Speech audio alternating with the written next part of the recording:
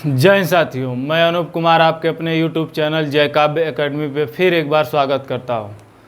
जैसा कि हम लोग बच्चा पढ़ते आ रहे हैं कि कल हमने जिस टॉपिक पे चर्चा की थी उस टॉपिक का नाम था अभिवृद्धि एवं विकास। अभिवृद्धि को हमने देखा, विकास को भी देखा, दोनों में क्या अंतर होता है, कैसे कैसे होते हैं, उनके पक्षों को भी हमने जाना। हम कहाँ चल रहे बच्चा? हम लोग विकास के सिद्धांत पे चल रहे थे। तो विकास के सिद्धांत में हम आपको 3 विकास पढ़ा चुके थे। एक तो निरंतरता का सिद्धांत, एक था आपका वैयक्तिक भिन्नता का सिद्धांत, एक था परिमार्जिता का सिद्धांत। क्लियर है? अब अगले सिद्धांत पे हम आते हैं। इसको कहते हैं विकास की दिशा का सिद्धांत। बता दें पहले? नहीं, पहले हाँ, विकास की दिशा का सिद्धांत बता देते हैं आपको। ठीक है, तो आगे आइए देखते हैं। टॉपिक का नाम है बच्चा, टॉपिक का नाम है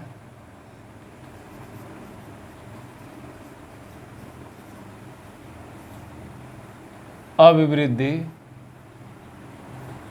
एवं विकास।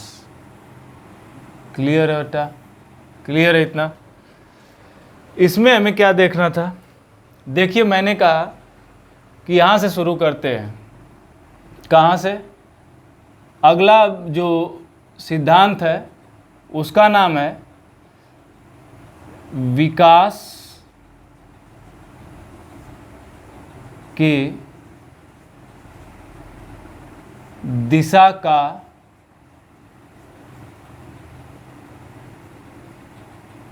सिद्धांत। क्लियर है बच्चा?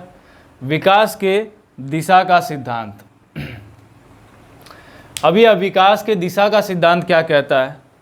विकास के दिशा का सिद्धांत यह कहता है बच्चा कि बालक का एक दिशा में विकास होता है। जैसे इसी में आ जाता है मस्तकाधुन्मुखी का विकास। ठीक है बच्चा? मस्तकाधुन्मुखी विकास मतलब मस्तक की तरफ से विकास होते हुए तो क्या करता है? पैर की तरफ जाता है। क्लियर है? इतना समझ पा रहे हैं? तो आइए उसमें मैं बताता हूँ कि कौन कौन से विकास होते हैं। तो इसमें क्या बच्चा कि अगर बात करें विकास के दिशा के सिद्धांत की बात करें तो इसमें एक तो हो जाता है, एक हो जाता है क्या?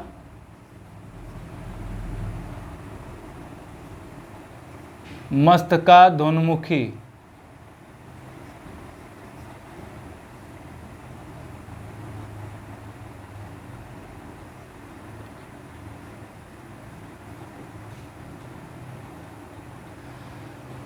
अब इसमें क्या होता है?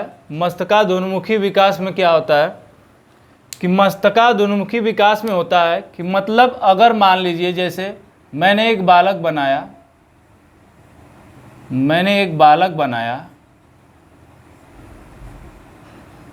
ठीक है बच्चा? मैंने एक बालक बनाया। अब इसका कहने का मतलब है जो इसमें विकास का जो क्रम होगा पहले मस्तक से शुरू होगा। कहाँ से? सर से शुरू होगा, फिर उसके बाद ऐसे ऐसे पैर की तरफ आएगा। यही जो विकास का क्रम है वह क्या कहलाता है? मस्तकाधुन्मुखी का विकास।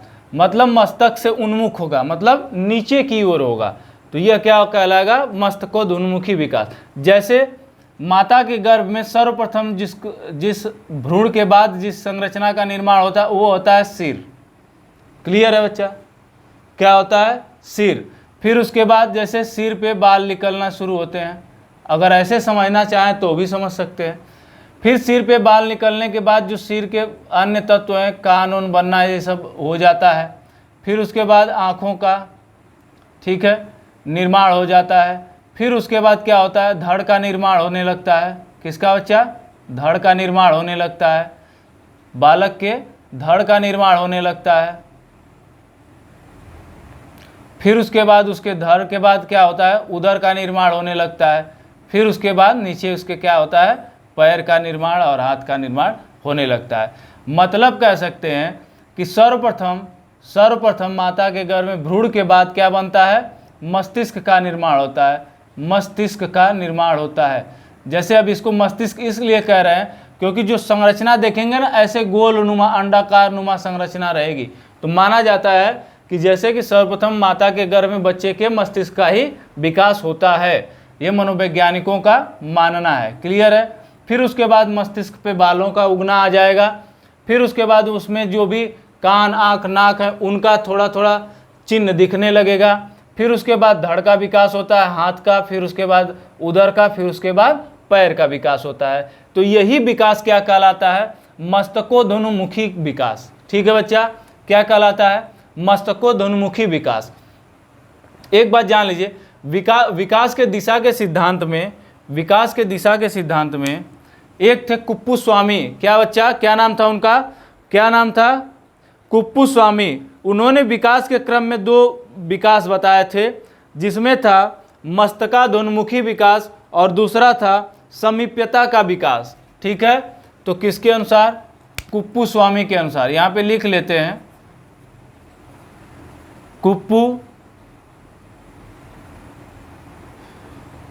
कुप्पुस्वामी के अनुसार, कुप्पुस्वामी के अनुसार इन्होंने बताया 2 तरह का विकास होता है बालक। किसके बारे में? विकास के क्रम के बारे में। विकास के क्रम के बारे में इन्होंने क्या बताया? एक इन्होंने बताया, अभी जो मैंने ऊपर लिखा, क्या बताया? मस्तकाध्वनुमुखी विकास।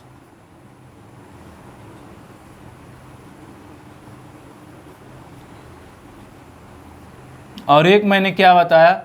समीप्यता का विकास। समीप्यता का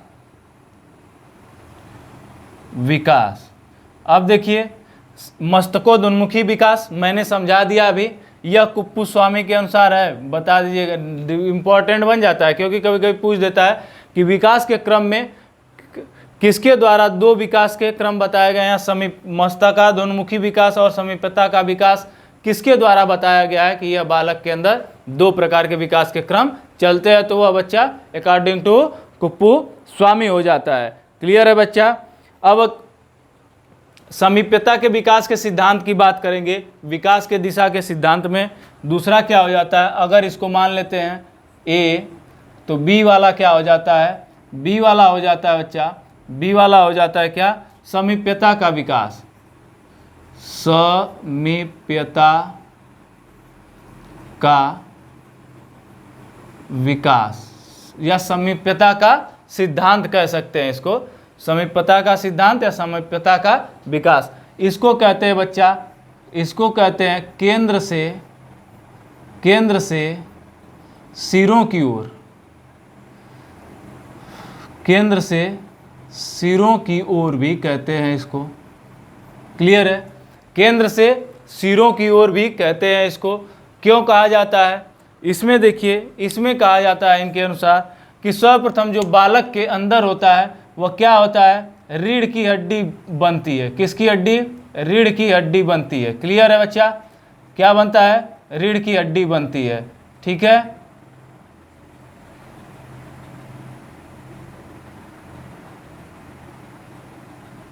रीढ़ की हड्डी का क्या होता है? निर्माण होता है। तत्पश्चात क्या होता है? शरीर के बाकी अंग जैसे हाथ बनते हैं, फिर उसके बाद क्या बनते हैं? हाथ बनते हैं। जैसे कि यह क्या बनता? रीढ़ की हड्डी। रीढ़ की हड्डी देख पा रहे हैं आप। उसके बाद इनका कहना था कि जो समीप्यता के विकास का या केंद्र से सिरों की ओर होता है, देखिए यही विकास है। समीप्यता का विकास को हम केंद्र से सिरों की ओर भी कह सकते हैं। मतलब कोई केंद्र में एक क्या होगा? ध्रुव होगा, तो वह क्या होती है? रीढ़ की हड्डी होती है। उसके बाद बालक के क्या? हाथ, फिर नीचे पैर, फिर उसके बाद धड़। जैसे कि रीढ़ की हड्डी बनी, फिर इस पे मांसपेशियां चढ़ने लगी और बाकी हड्डियां आकार लेने लगती हैं अपना, जैसे कि पसलियां उसलियां बनने लगती हैं। तो जैसे कि एक केंद्र है ना, इसी से जुड़ी हुई क्या है? बाकी सारी बन रही हैं। क्योंकि जो स्केलेटन देखेंगे आप, उसमें दिखा रहेगा ना कि उसी रीढ़ की हड्डी से क्या होती हैं? बाकी हड्डियां जो शरीर के स्ट्रक्चर की होती हैं जुड़ी होती हैं। तो मेन ये चीज़ है कि पहले क्या होता है कि रीढ़ की हड्डियां बनती हैं, उसके बाद बाकी शरीर के और हड्डियों का निर्माण होता है। उस हड्डियों के निर्माण के तत्पश्चात क्या होता है? मांसपेशियां बनती हैं। मांसपेशियां बनने के बाद जो हाथ हैं, पैर हैं, ये सब क्या होते हैं? बनने लगते हैं। वही कहलाता है समीप्यता का विकास का सिद्धांत या केंद्र से सिरों का सिद्धांत। अगर लिखना चाहते हैं तो लिख दें आपके लिए। जैसे इसमें क्या होता है, यह सिद्धांत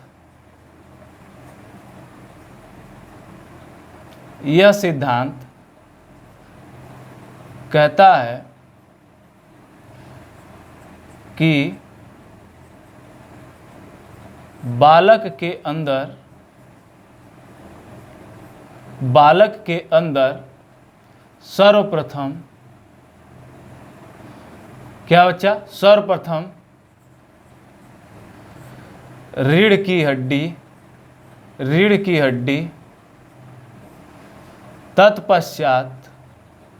तत्पश्चात शरीर की बाकी की हड्डियां, शरीर के भाग की बाकी की हड्डियां बनती हैं। ठीक है बच्चा। अब इसको अभी एक तरह से और देख पाएंगे, जैसे मैं दूसरे परिभाषा में समझाने का प्रयास कर रहा हूं। मान लीजिए क्या है, यह बालक का पैर है, क्लियर है। मान लीजिए किसी का पैर है, ठीक है, क्या है, यह किसी का, ठीक है बच्चा, यह क्या है, किसी का, बन नहीं पा रहा है, मैं बनाना चाहता हूं, 1 मिनट, ठीक है, अब बन गया। मान लीजिए क्या है, किसी का पैर है, ठीक है, यह क्या है, पैर है, ख्याल रहे। अब इसमें जैसे कि पैर है, जब ध्यान दीजिए, तो पैर ऐसे ही भी सिर्फ मांसपेशियों से तो होगा नहीं, इसमें सर्वप्रथम क्या बनी होगी, हड्डी बनी होगी पैर की। क्लियर है बच्चा, ध्यान से देखिए, एकदम बेहतरीन तरीके से समझा रहा हूं।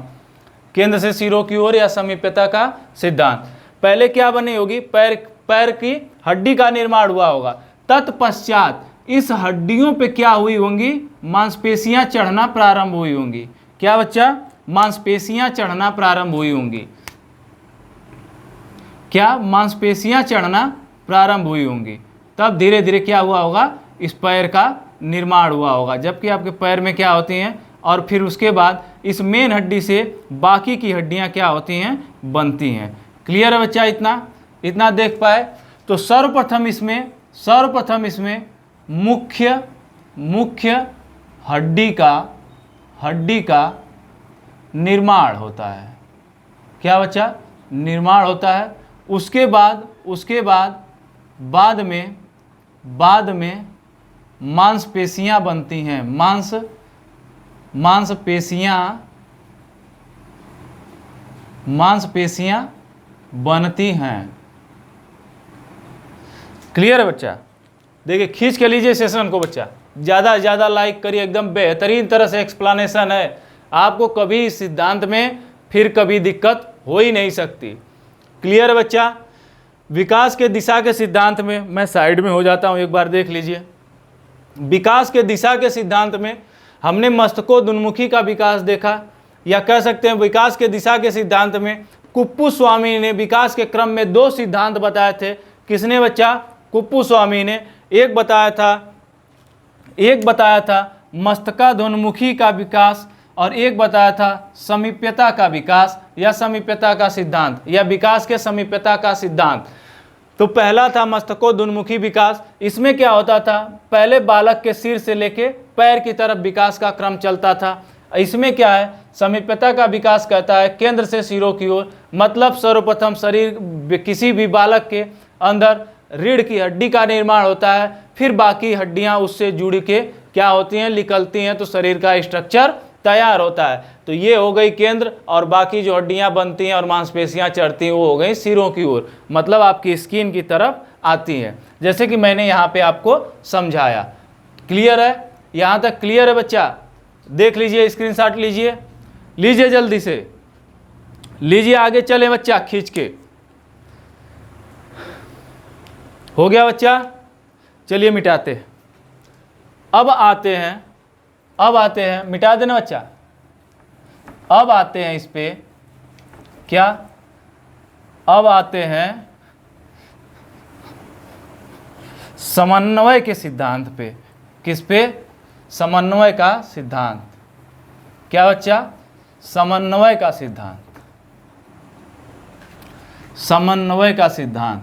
समन्वय का सिद्धांत क्या कहता है कि जब बालक अपने शारीरिक क्रियाओं पे क्या करने लगता है, अपने दूसरे अंगों के साथ समन्वय स्थापित कर लेता है, वही क्या कहलाता है? समन्वय का सिद्धांत कहलाता है। एकदम सिंपल शब्दों में आपको मैंने अभी बताया, लेकिन अभी मैं इसके बारे में क्या करता हूँ, आपको डिटेल करता हूँ। क्या है बच्चा? अगला जो है क्या था? समन्वय का सिद्धांत। समन्वय का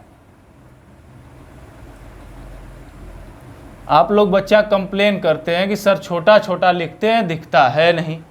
ठीक है, तो बच्चा ज़्यादा एमबी नहीं खराब होगी आपकी, थोड़ा सा पिक्सलवा बढ़ा लिया करिए। 360 पे देखेंगे तो ज़्यादा क्लियर दिखेगा, क्योंकि यहाँ पे DSLR कैमरा से ये चीज़ें नहीं हो रही हैं। तो थोड़ा सा आपको अगर सीखना है तो इतना तो कष्ट करना ही पड़ेगा। ठीक है बच्चा, लेकिन फिर भी हम लोग प्रयास करते हैं पूरी क्लियरिटी देने का। चलिए आगे आते हैं। अब ये क्या कहता है, इसमें देखिए मैं 2 शब्द लिखूंगा और आपको यह सिद्धांत एकदम क्लियर हो जाएगा। मैं क्या लिख रहा हूं, देखिएगा ध्यान से। शारीरिक विकास दिख रहा है बच्चा?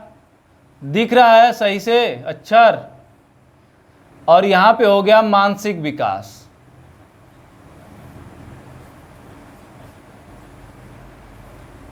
मानसिक विकास। ठीक है, मैं क्या बता रहा हूं? समन्वय का सिद्धांत। ठीक है, इन दोनों की अंतःक्रियाओं का क्या होता है? परिणाम होता है। ध्यान दीजिए, इन दोनों की अंतःक्रिया का परिणाम है क्या? समन्वय का सिद्धांत। मतलब जैसे ध्यान दीजिए बच्चा, बहुत बेहतरीन तरीके से बताऊंगा इसको। शारीरिक विकास में क्या होता है, जैसे बालक के, मैं लिखता जाऊं, लिख ही देता हूं, देख लीजिए। शारीरिक विकास में क्या होता है, जैसे बालक का हाथ और पैर, फिर उसके बाद धड़। क्लियर है बच्चा?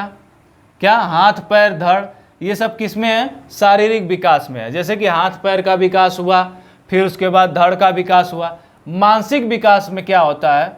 मानसिक विकास में उसके मस्तिष्क में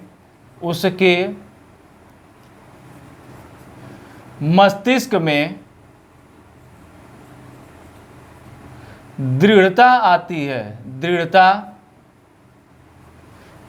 आती है। ध्यान दीजिए, जब उसके मस्तिष्क में दृढ़ता आएगी तभी तो वह अपने क्या करेगा, हाथ पैर पे कंट्रोल कर पाएगा या समन्वय स्थापित कर पाएगा। ध्यान से देखिए बच्चा, मैं क्या कह रहा हूं कि जब उसके मस्तिष्क में दृढ़ता आएगी तभी तो वह बालक अपने शारीरिक विकास के अंतर्गत जो भी हाथ पैर धड़ जो भी चीजें बनी हैं उस पे क्या करेगा, समन्वय स्थापित कर पाएगा। बच्चा क्लियर है इतना? वही कहलाता है क्या? समन्वय का सिद्धांत। तो इसीलिए मैंने लिखा कि शारीरिक विकास और मानसिक विकास की अंतःक्रिया का परिणाम है क्या बच्चा? समन्वय का सिद्धांत। देखिए एकदम बेहतरीन तरीके से, कोई दिक्कत हुई इसको समझने में? नहीं होनी चाहिए। आगे चलते हैं बच्चा, आगे चलते हैं। बच्चा लेक्चर अगर बेहतरीन लग रहा है तो चैनल को ज़्यादा से ज़्यादा सब्सक्राइब भी करें और अपने दोस्तों मित्रों यारों से करवाएं भी, और सेशन में हमेशा बने रहें। हम लोगों ने आपके शॉर्ट वीडियो के माध्यम से इन्फॉर्मेशन मैंने दे रखी है कि आने वाले संडे को, ठीक है, एक टेस्ट होगा जो टॉपिक वाइज टेस्ट की सीरीज चलेगी। प्रत्येक संडे को हम लोग, या उसमें एक आध दिन और टाइम मिल जाएगा तो टेस्ट सीरीज को लेके मैं आऊँगा। अब यहाँ पे नहीं हो पाएगी, यहाँ से ज़्यादा बेहतर होगा कि मैं आपके फ़ोन में ही करवाऊँगा और वो रिकॉर्डिंग की तरह आपको दिख जाएगी। क्लियर है बच्चा? तो उसके लिए भी तैयार रहिएगा, क्योंकि वही तो आपका क्या है, आपके बुद्धि का मापन होगा। और उस वक्त जुड़ना ना भूलिएगा, मैं शेड्यूल बता दूंगा आपको। आगे आइए, अगले पे आते हैं। क्या बच्चा, अगले पे आते हैं। कौन सा सिद्धांत है अगले पे? सिद्धांत बहुत है, परिमार्जिता का सिद्धांत हो ही गया था, मैंने कहा था आपको। अब आते हैं विकास के क्रम का सिद्धांत। क्या बच्चा, विकास के इसको हटा दीजिए, ये क्या कर रहा है यहाँ पे? विकास के नियम चल रहे हैं ना, विकास के सिद्धांत चल रहे हैं, वो तो पहले वाले का था। विकास के सिद्धांत, क्लियर है?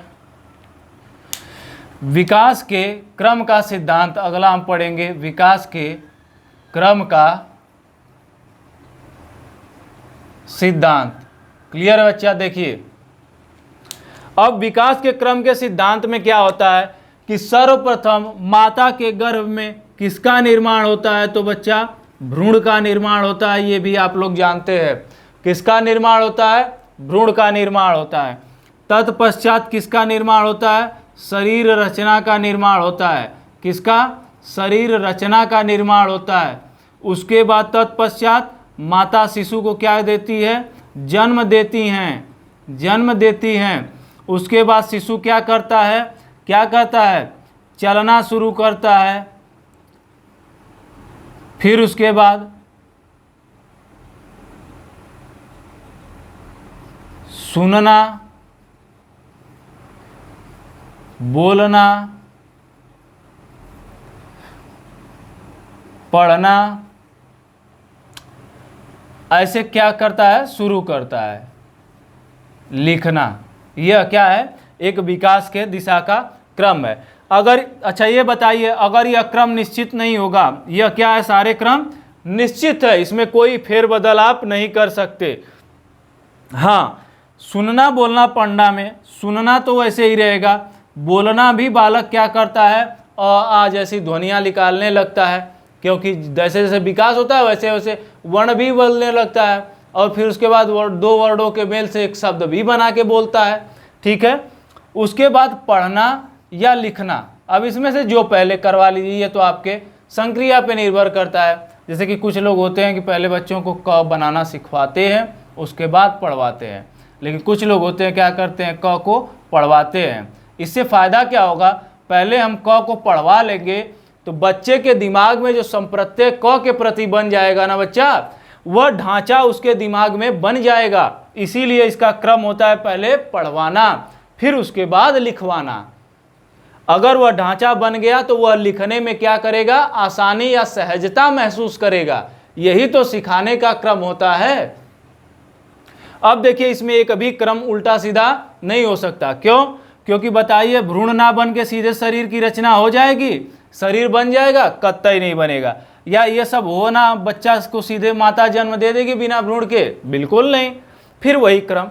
तो इसका मतलब यह सिद्धांत कहता है कि विकास के क्रम का जो सिद्धांत कहता है बच्चा, वह कहता है कि जो विकास के क्रम है या विकास है वह एक क्रम में होता है, या कह सकते हैं कि बालक के अंदर जो विकास की प्रक्रिया चलती है वह क्रमिक रूप में चलती है, उसमें कोई हेर फेर नहीं होता है। क्लियर है? इतना क्लियर है बच्चा?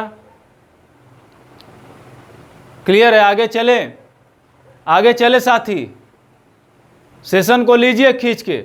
अब मैं आता हूं एकीकरण के सिद्धांत पे। किस पे बच्चा? पहले मैं आपको चक्राकार प्रगति का सिद्धांत बता देता हूं। आइए, पहले मैं आपको क्या करता हूं? चक्राकार प्रगति का सिद्धांत मैं बता देता हूं। क्या? चक्राकार प्रगति का चक्राकार प्रगति का सिद्धांत। इसी सिद्धांतवा को वर्तुलाकार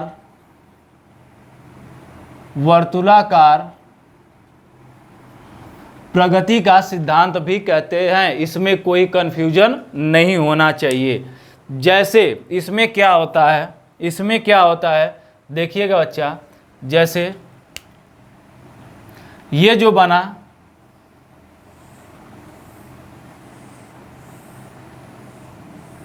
ऐसे चलता है। ध्यान दीजिएगा, बालक क्या है, यहाँ पे है, ठीक है। बहुत बेहतरीन तरीके से समझाऊंगा, इसको समझने का प्रयास करिएगा।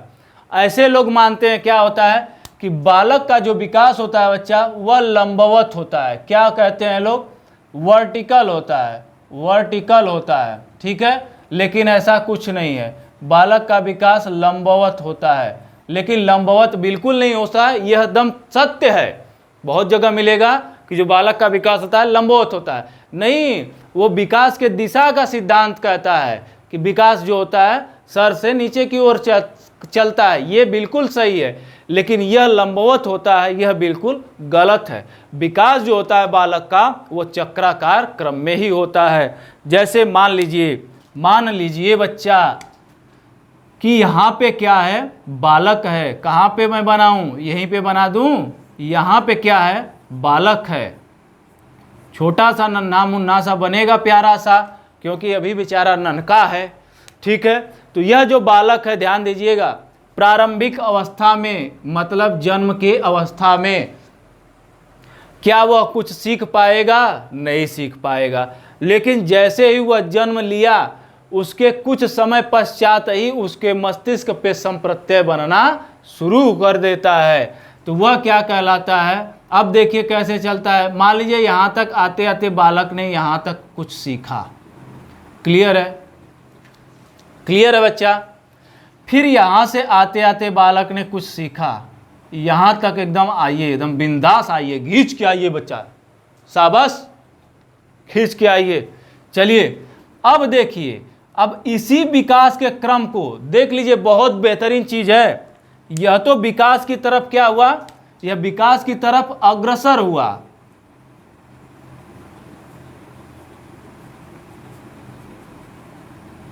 क्या हुआ बच्चा, विकास की तरफ अग्रसर हुआ। लेकिन अब जब इधर आएगा, यह क्यों कहा जाता है, क्योंकि इसी का जब रिपीटेशन करेगा ना, ध्यान दीजिए, अब यहां पे आएगा तो फिर क्या कर रहा है, इसका रिपीटेशन कर रहा है, मतलब सीखी हुई चीजों को दोबारा सीख रहा है। यही तो बेहतरीन चीज आपको समझाना चाहते थे।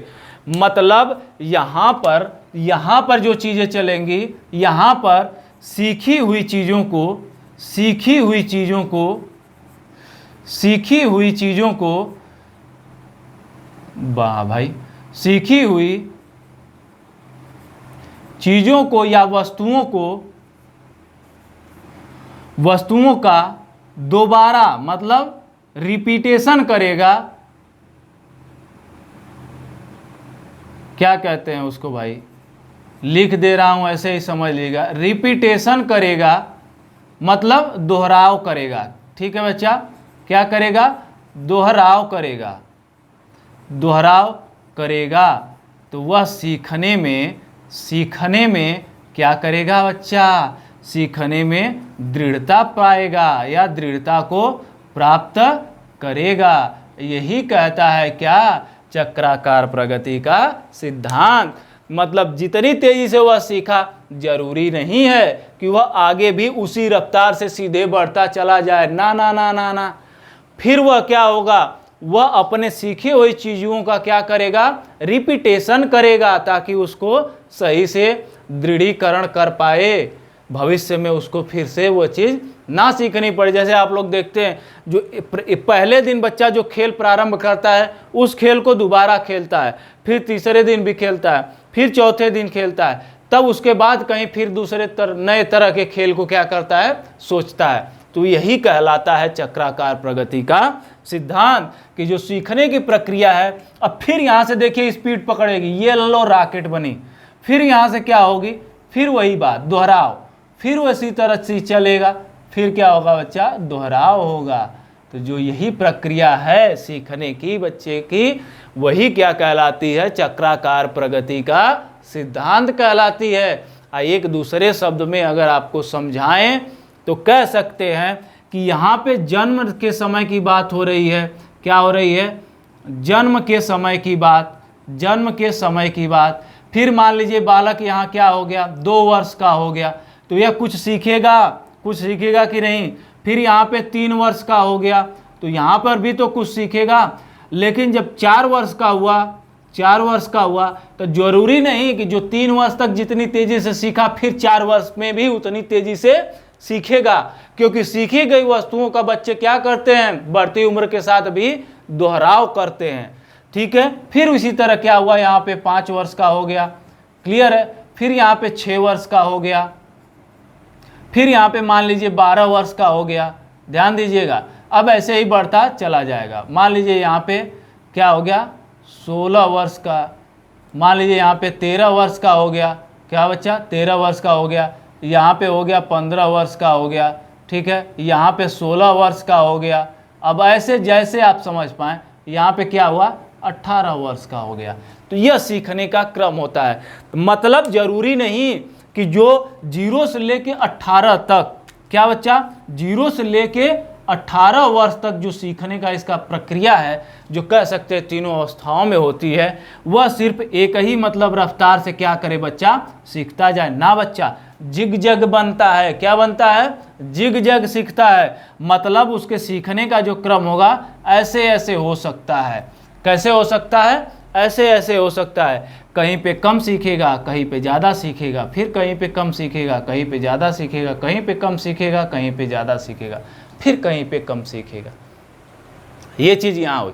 लेकिन जब यही सीखी हुई चीज़ों का क्या करेगा, दोहरावीकरण करेगा, ऐसे ऐसे ऐसे, तो क्या होगा, उसका सीखने के साथ जो भी वह चीज़ें सीखेगा, सीखने के साथ सीखी गई चीज़ों में क्या आ जाती है बच्चा, दृढ़ता आ जाती है मेरे चीतों। ठीक है, तो वह क्या कहलाता है, चक्राकार प्रगति का सिद्धांत कहलाता है। लीजिए स्क्रीनशॉट बेहतरीन तरीके से। नोट्स तो आप बनाते नहीं क्योंकि आप हैं ही इतने निकम्मे, तो देख लीजिए इसी पे, क्या दिक्कत है।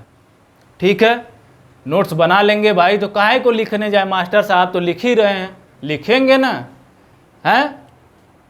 अरे सुधर जाओ, पढ़ लो रे, पढ़ लो। समान प्रतिमान का सिद्धांत उसमें हो गया था, किसमें, वंशानुक्रम एवं वातावरण में। मैंने बताया था कि समान प्रतिमान का सिद्धांत क्या कहता है, तो कोई भी संसार का प्राणी या जीव क्या करता है, जो अपने ही समान क्या करता है, अपने ही मॉडल की तरह संतान उत्पन्न करता है, वह कहता है समान प्रतिमान का सिद्धांत यही कहता है। क्लियर है बच्चा, यहाँ तक एकदम एकदम क्लियर है, कोई दिक्कत इसमें, कोई दिक्कत बच्चा। अब आते हैं एक अंतिम, आपको मैं बता देता हूँ बच्चा, एकीकरण का सिद्धांत। क्या, एकीकरण का सिद्धांत। क्लियर है बेटा। सेशन को लाइक ज़्यादा से ज़्यादा करवाइए बच्चा, आप ही लोगों का सहयोग है जो इतना मेहनत कर रहे हैं, क्योंकि हमारे बच्चे देख रहे हैं कि वो भी मेहनत कर रहे हैं चैनल को आगे बढ़ाने में, क्योंकि आप लोगों के ही सहयोग से 200 के पार हो पाया है। आज 250 हो गया आप लोगों की कृपा से, नहीं 250 नहीं, पहुंच जाएगा कल तक। कल तक बच्चा आपने मेहनत किया है तो और करेंगे तो बिल्कुल पहुंचा देंगे। और वो दिन दूर नहीं जब हम लोग भी चैनल को एकदम गाजीपुर का बेहतरीन चैनल बना देंगे। बस वो आप लोगों के सहयोग की ही बात है बच्चा। चलिए खींच के लीजिए। अब आते हैं बच्चा एकीकरण का सिद्धांत। क्या बच्चा, एकीकरण का सिद्धांत।